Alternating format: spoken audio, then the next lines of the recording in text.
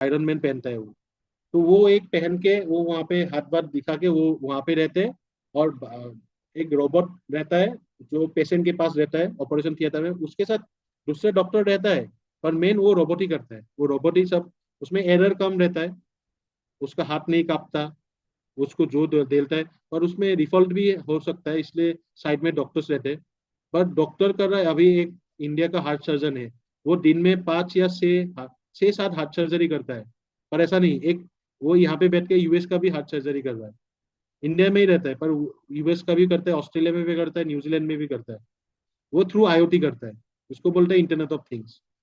Through internet you are operating a hardware, इसको बोलते हैं आईओटी। जैसे हम लोगों का मोबाइल हो गया, वो एक आईओटी डिवाइस है, because is connected to internet. कहीं पे भी रहे, कहीं से भी हम लोग ऑपरेट कर सकते हैं। तो आजकल हार्डवेयर जो रोबोटिक्स सिखाते हैं उसमें हम लोग हार्डवेयर लगा के वो हार्डवेयर को सिखाते हैं, कैसे लाइट ऑन ऑफ कर सकता है, हम लोग स्टूडेंट्स को सिखाते हैं। तो ये एक टेक्नोलॉजी हो गया, बहुत इंपॉर्टेंट, बहुत यूजफुल, हर जगह हो गया। जैसे मान लीजिए अभी भी दिल्ली गए हैं, पूरा फैमिली के साथ आप घूमने गए हैं, तो शाम हो गया, आपके आपके घर में लाइट फैन जलाना है। तो आप तो पूरा दिन किसी को बोल नहीं सकते, कितना बार वो दूसरा बंदा है कि हम कोई भी नहीं है आपके घर में। तो आप शाम हो गया, आप 6 बजे आपको थ्रू इंटरनेट, आप आपका घर में इंटरनेट कनेक्शन तो रहेगा ही, उससे कनेक्ट कर लीजिए। उसके साथ आप, अभी आईआईटी बहुत एक्सपेंसिव है, पर 5 से 10 साल में ये बहुत चीप हो जाएगा, क्योंकि इंटरनेट अवेलेबिलिटी चाहिए सिर्फ, बाकी कुछ नहीं है। बाकी तो सिर्फ वेयरिंग ही है, जो नॉर्मल वेयरिंग होता है, और उसको इंटरनेट के साथ कनेक्ट करते हैं थ्रू रिले। तो आप घर से शाम को 6 बजे लाइट जलाइए, रात को 10 बजे ऑफ कर दीजिए। कोई आने की भी जरूरत नहीं है, किसी को लाने का भी जरूरत नहीं है, किसी को रखने का भी जरूरत नहीं है। ऐसे हो गए देखिए, फिजिकल कंपोनेंट थ्रू राउटर, ये फिजिकल कंपोनेंट है, थ्रू राउटर हम लोग कनेक्ट करते हैं।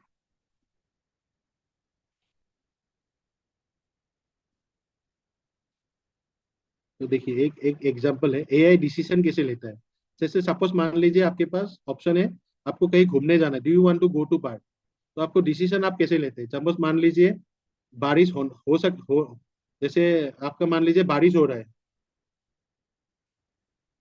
तो और ये बारिश होने वाला है, तो आप डिसीजन कैसे लेंगे। तो आपके पास क्या रहेगा, एक रहेगा do I have a jacket, do I have a umbrella, is it raining now, और what is the weather forecast for later. तो अब जब ये हो गया first, is it raining now, second हो गया आपका, ओके, अभी हो गया, ये 4 ऑप्शन है आपके पास जब आप घूमने जाएंगे। उसके बाद 4 ऑप्शन रहेगा घूमने जाने के। तो फर्स्ट ऑप्शन आपका क्या रहेगा, आप बाहर देखेंगे बारिश दे रहा है क्या। तो अब क्या होता है, बारिश अगर नहीं दे रहा है तो आप सिर्फ जैकेट लेके जाइए, अम्ब्रेला लेने का जरूरत नहीं है। नहीं भी हो सकता है, होने से क्या है, जैकेट पहन लेंगे आ जाएंगे। और यह पहले अगर what the weather for forecast for later, वो अगर देखते हैं, वो लेटर आपने देख लिया, दिख रहा है कि 1 घंटे बाद हैवी बारिश होने वाला है, तब आप अम्ब्रेला लेके जाइए। तो कैसे होता है, फर्स्ट ऑप्शन होता है वो पहले देखेगा रेन हो रहा है कि नहीं, सेकंड देखेगा वो वेदर फोरकास्ट वो ठीक है कि नहीं, थर्ड वो देखेगा है जैकेट है कि नहीं, फोर्थ देखेगा वो। तो ऐसे देख के वो एक एल्गोरिदम क्रिएट करेगा। तो जो वेटेज जाएगा सबसे ज्यादा वेटेज जाएगा, इज इट सनी ना और इज इट रेनिंग, वो पहले सबसे ज्यादा वेटेज इसमें जाएगा। फिर उस सेकेंड वेटेज जाएगा, बारिश देगा क्या बाद में, अगर नहीं देगा तो मैं सिर्फ जैकेट लेके जाऊंगा, अगर देगा तो मैं अम्ब्रेला भी लेके जाना पड़ेगा। फिर ऑप्शन आएगा, थर्ड वेटेज सबसे होगा 1.5 जो दे रहा है जैकेट का, तो फोर्थ रहेगा अम्ब्रेला का, वो लीस्ट रहेगा सबसे लीस्ट, अगर बारिश दे रहा है तभी। आउटपुट यस, और आउटपुट अगर नो हुआ तो ये। तो ऑरेंज डेटा माइनिंग जो सॉफ्टवेयर है वो उसी के ऊपर है, मैं जो अभी बताया था एआई और ऑटोमेशन। एआई और ऑटोमेशन कंप्लीट डिफरेंट है। अभी देखिए, according to the recent study of there are 1 million job lost in AI by 2020, but 2.3 million jobs are created। तो देखिए वो लॉस क्यों हुआ है, क्योंकि उनके पास वो स्किल नहीं है, इसके वजह से वो जॉब लॉस्ट हुआ है।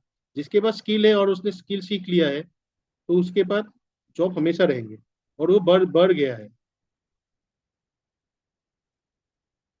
ये तीन विजन, जहाँ से कैमरा से मैंने कुछ डाटा लिया है, और है कि नॉर्मल लैंग्वेज प्रोसेसिंग, एनएलपी बोलते हैं इसको। जो वॉइस है, वॉइस कंट्रोल, एबिलिटी और अंडरस्टैंड मशीन, ह्यूमन मशीन को समझाने के लिए। और एक थर्ड है स्टेटिस्टिकल डाटा। जैसे मान लीजिए अभी बारिश देता है, हम लोगों को जो वेदर प्रिडिक्शन दिखता है वो कैसे दिखता है।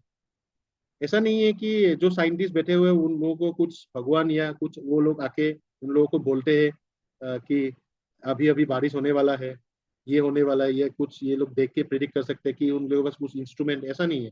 वो लोग क्या करते हैं, उन लोगों के पास डेटा रहता है, हर एक जगह का डेटा रहता है। वो डेटा को ही वो लोग एनालाइज करते रहते हैं। उन लोगों का सिर्फ एक ही काम होता है, डेटा एनालाइज। हर दिन का वो लोग डेटा लेते हैं, हर एक जगह का डेटा वो एनालाइज करने के बाद वो लोग हर एक डे के लिए एक वो लोग प्री एज्यूम डेटा बना के रखते हैं।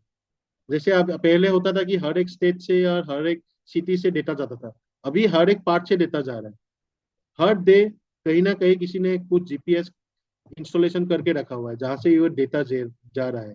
जैसे सॉइल का डेटा जा रहा है, बारिश का रेन का डेटा जा रहा है, आपका ह्यूमिडिटी जा रहा है, वो जा रहा है कि अभी मेरे एरिया में 3-4 एरिया है, वहाँ पे बारिश कहाँ पर आजकल एरिया वाइज ही बारिश होता है, तो कहाँ चांसेस है जो ऐसे प्रिडिक्ट कर सकता है। तो स्टेटिस्टिकल डेटा ज्यादा ज्यादा एआई लोग अभी जो बना रहे हैं वो स्टेटिस्टिकल डाटा से बना रहे हैं। उसके बाद एनएलपी होता है जहाँ पे हम लोग डेटा को लर्न कराते हैं, सिखाते हैं उसको। जो आपका वॉइस है, वॉइस देते हैं, कुछ और देते हैं। और थर्ड होता है कंप्यूटर विजन। कंप्यूटर विजन में आता है सेल्फ ड्राइविंग कार्स हो गया, फेशियल रिकॉग्निशन, आजकल फिटनेस ट्रैकिंग भी हो गया। आपको जिम जाने की जरूरत नहीं है, आप एक ऐप खोल के रखिए, फ्रंट में रखिए जैसे वो बंदा ने रखा हुआ है, और एक आप एक्सरसाइज कीजिए, आपको वो बता देंगे कि आपने एक्सरसाइज जो पॉइंट पॉइंट आपका क्रिएट किया वो करेक्ट है कि नहीं। न्यूरल लैंग्वेज हुई कंप्यूटर का जो होता है। और वो हो गया बाकी NLP application, email filter, smart application, predictive.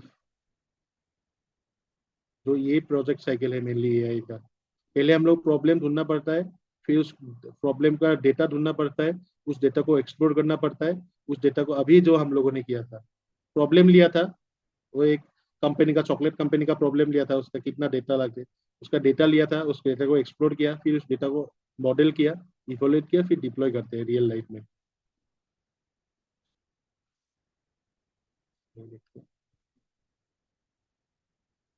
ये ये सब उधर जहाँ से हम लोग डेटा मिलता है, मैंने ये दिखाया था आपको। तो देखिए सारो यूएस बेस्ड कंपनी है जहाँ से हम लोग को डेटा मिल रहा है। तो पूरा वर्ल्ड का डेटा उन लोगों के पास है, हर एक चीज का। ये कैगल वेबसाइट है। ये है, मैंने ये अभी सिखाया। अभी टेब्ल्यू भी एक है, सिनसेंस भी है, सेम है, पावर भी है जैसा है। ऐसे आप क्रिएट कर सकते हो। जो मैम ने उस टाइम बताया जीपीएस मैपिंग, वो जीपीएस मैपिंग भी आप कर सकते हो। अकॉर्डिंग टू लोकेशन भी आपको दिखा देंगे कि इस लोकेशन में ये हुआ है। वो जो मैंने बोला था family models, supervise learning, unsupervise learning and reinforcement learning. ये एक नया है। रीइंफोर्समेंट मतलब क्या है, अचानक से कुछ हो गया है, उसके ऊपर आप कैसे, ऐसे ह्यूमन हम लोग, कुछ अगर नया चीज हो गया है हम लोग के साथ, तो हम लोग का माइंड अपने आप क्रिएट करता है कुछ, ये अभी ऐसा करना होगा, ये फर्स्ट टाइम हो रहा है मेरे से। तो ऐसे मशीन्स का भी ये पावर रहता है, वो अपने आप रीइंफोर्स कर लेता है अकॉर्डिंग टू द सराउंडिंग। तो 3 टाइप्स मेनली होता है एआई का। मेनली ये दो बेसी ज्यादा इंपॉर्टेंट होता है, supervise learning and unsupervise learning. मैंने दिखाया था टाइप्स ऑफ मॉडल। सुपरवाइज सिखा रहा है, खुद सीख रहा है। और रेनफोर्समेंट मीन्स वो अपने एनवायरमेंट से खुद सीख रहा है कैसे हो रहा है।